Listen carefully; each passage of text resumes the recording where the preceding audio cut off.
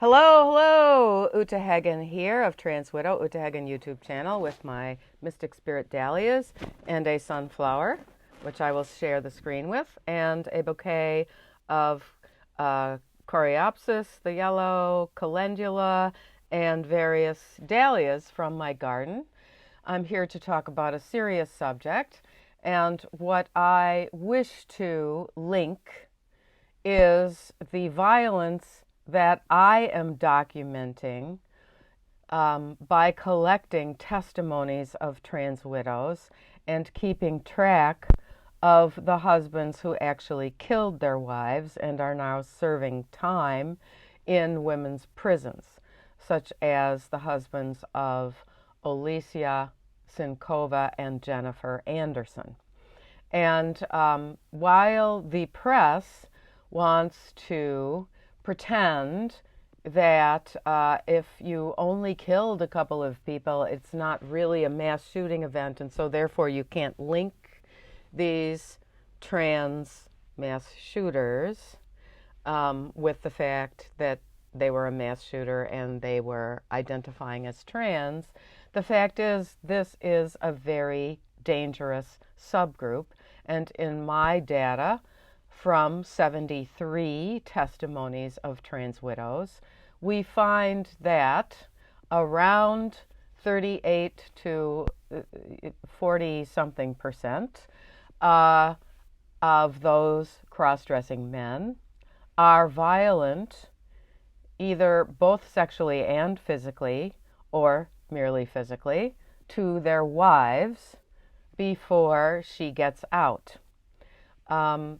And the justification of allowing these men to continually express their rage and to walk around with violent messages on T-shirts involving pastel, pink, and blue tinted images of AK-47s and daggers and things, because they feel that they are entitled to the Trans Day of Rage, which was canceled and made into Trans Day of Visibility.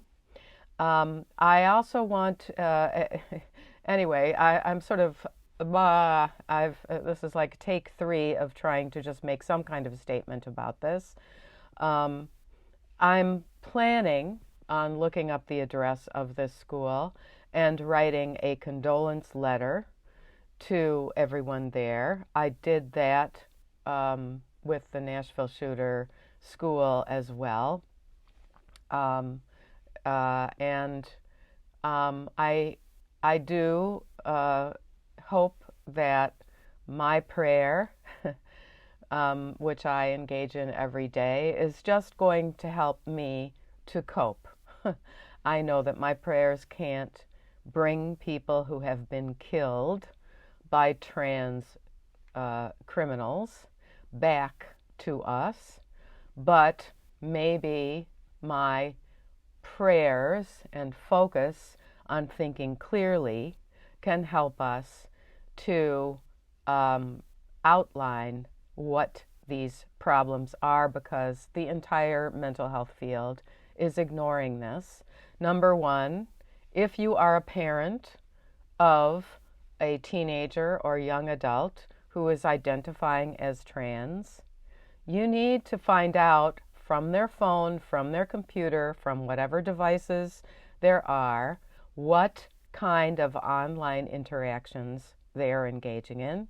You need to search their room occasionally, not only because often illegal drugs such as fentanyl and so on, and LSD type psychedelics and things are coming into these kids' lives, because this has already been documented that they're doing this at parties. You also need to know whether they are secretly shooting themselves up with wrong sex hormones, so look for syringes. And I would say, if you are the wife and you haven't gotten out yet, make your plans. because you don't know when it is a too high number of these events occurring, such as the Nashville mass shooting, the Minneapolis mass shooting, the stabbing events in Braintree, Massachusetts, near Martha's Vineyard. This person named Jared Ravisa, who identified as female. Anderson Lee Aldrich, who was identifying as non-binary and then shot up a bar in Colorado. You cannot pretend that this is not happening. You know, you need to find a way to explore whether violent imagery and violent media sites are what this trans-identified person is accessing. This is very, very important. And what I'm really curious about, that I don't know when this link is going to be made, but there is a connection between what's this odious pornography variety called sissy hypnoporn, which is abusive to the viewers, who are mostly males who start identifying as female and who are being treated sort of in a rageful way by these video interactions, and then are turning their rage on their wife or their girlfriend or someone else. In my data, I have a case of a boyfriend who beat up his own mother and was arrested and held in jail for a couple of days because of his assault on her. Now, we have too many of these cases, and therefore the wives need to be interviewed separately, contacted. The mental health practitioners must admit that there is a certain percent of cross-dressing female-identifying men who become violent, and they need to start taking responsibility to figure out, number one, if they should be notifying a state that has red flag laws, because clearly the shooter in Minnesota and the shooter in Nashville had incidents, had bought multiple weapons, firearms, and so on.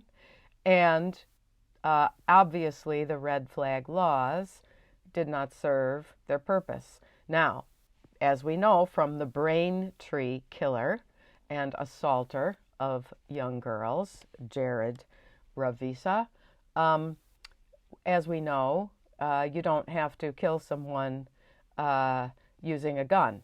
You can be a mass murderer and kill with a knife.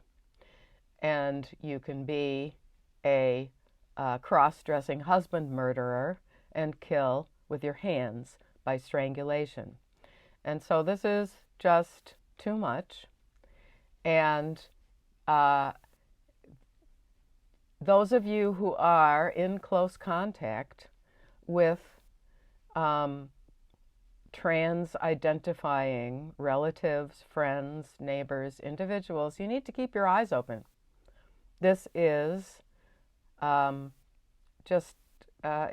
can't be ignored. It might have something to do with the Zoloft, the Paxil, the Lexapro, these drugs that they're automatically being given, because what those SSRI drugs do is dull all of your feelings. And so does that dull your conscience?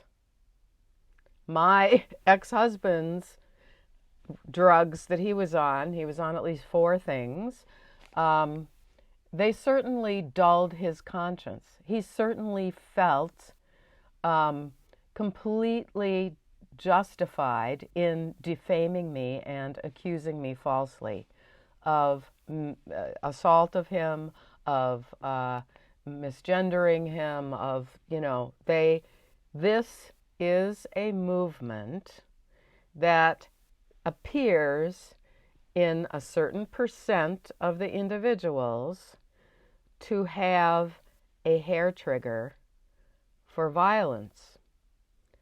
We can't ignore it. We cannot ignore it.